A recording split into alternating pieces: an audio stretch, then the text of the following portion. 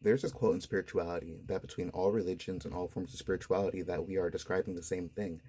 And I have to hard hard disagree there because there are a lot of discrepancies and forms of a lot of contrast that point that perspective to simply be otherwise. There are certain belief systems that are very constricting, very restraining, very damaging to the human mind, and even I would say the human experience, much less on a spiritual level. And I want to be respectful in the concept of everybody having the right to believe what they have the right to believe, but I don't think that everything that everybody believes is simply healthy for them. Because there are certain constructs of spirituality that will teach that you have to be lesser than, that you have to be fearful, that you have to basically, that you're basically nothing by anything that would even consider itself divine.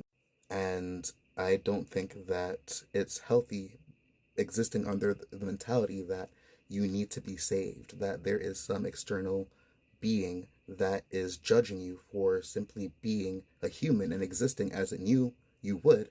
I don't think that it's a healthy mentality where, and many religions across the world have these belief systems of there being an infinite punishment for finite crimes that we do on this physical realm. And then in that exact same breath, having to make yourself lesser than, having to talk down to yourself, having to reduce yourself as nothing, having to speak down on your entire existence just to even be in this being's grace. Much less other forms of spirituality, which are more liberating and acknowledge that we are simply human going through a process and we are going to make mistakes. We're going to not maybe, make the best one sometimes, but it's all about learning and becoming better and navigating through this life with as much kindness and love and grace as possible, not only for ourselves, but for the individuals that we're interacting with as well. One that points towards us not having to feel lesser than anything, that we are in alignment with this energy, that we are this energy in a different form.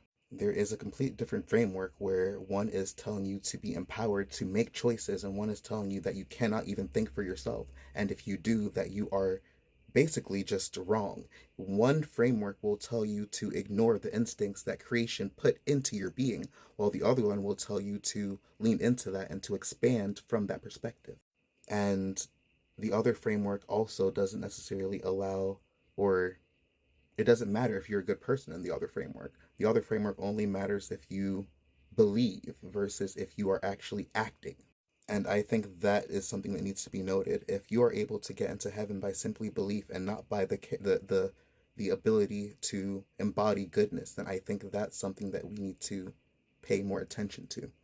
And a lot of times I end up using Christianity because it is the religion that I grew up in. But I do speak for many religions because many religions are similar in the construct of trying to control and put some being that is judging you for your actions of simply being human. And that comes from anything from sex, which is a very natural thing, from enjoying life, enjoying experiences, enjoying any aspect of this human physical realm.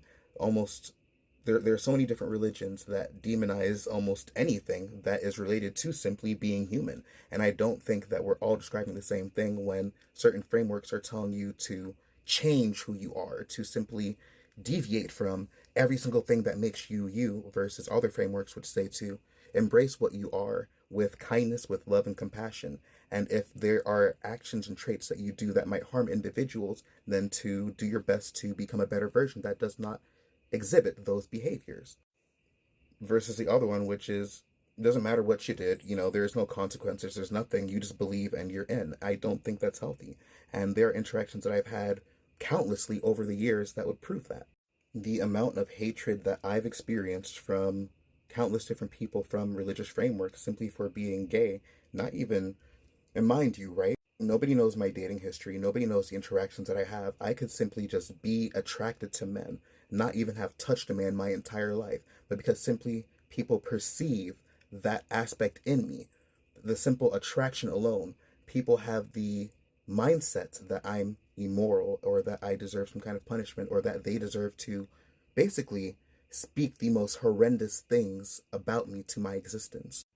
But because from their perspective, they have a belief that tells them that this is okay, they are simply okay to spread such hatred. Whereas I believe that I simply shouldn't say those things to other people. I know the power that my words have and that my experience has on impacting other individuals. I know the impact that other people have had on me with their perspectives and how they've acted. So I think there's a very different belief system where one will simply justify or almost erase certain forms of harm that are woven into the structure, whereas another one will acknowledge and allow you to move past with a little bit more grace. Much less than there being genuinely kind hearted souls who are wanting to connect to this divine force and them being told every which way that is just not healthy. Like, I don't think it's good on the psyche for you to believe that you have to get this right or you simply are punished for eternity. It's just, it doesn't create a healthy dynamic internally. It doesn't create a healthy dynamic when you're told that you need to be saved because from the time you are born, you're just a horrible person and a sinner. Much less for you then to operate on that same framework for other individuals outside of yourself, seeing everybody else as that same construct. Because if you're not properly taught how to love and accept the differences in yourself, how can you then love and accept the differences in other people without there being some kind of internal conflict that follows?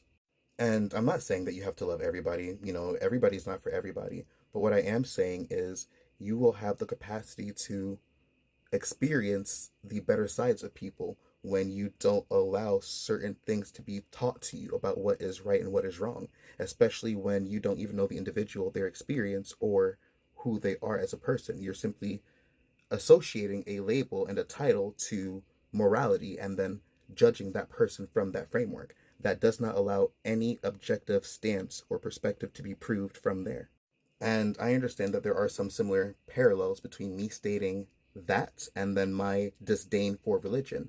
But there is a huge difference between something that one has not chosen and an aspect of oneself versus an active choice to follow and believe a construct that is maybe many times, forced on us from the time that we are young, but it is still a choice nonetheless to continue to pursue that versus other perspectives, even if it's not one that is, and I say choice like very loosely because when you don't believe you have a choice, it can restrict your access to the choices that you have.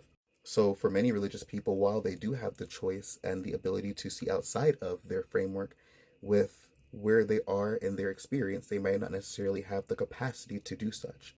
But I digress. The point I'm trying to make is when there are certain frameworks that tell you inherently that existing as a human is incorrect and wrong and just this horrible thing versus other frameworks that tell you to be a good being and that mistakes are simply a part of the process. There is a big disparity and there's a big difference between those ideologies and mentalities, especially when, once again, one is holding the concept of eternal punishment. Not even, there are countless different versions of hell. So I can't even say, you know, it's the most horrendous thing because there are different versions of it. But the point I'm trying to make is we're not all describing the same thing. We might be attempting to understand the same thing, and there might be certain parallels in our understanding and in our experience with getting to that point. But those parallels do not equate to the overall structure of what we are speaking about or how we're interacting with that structure from there.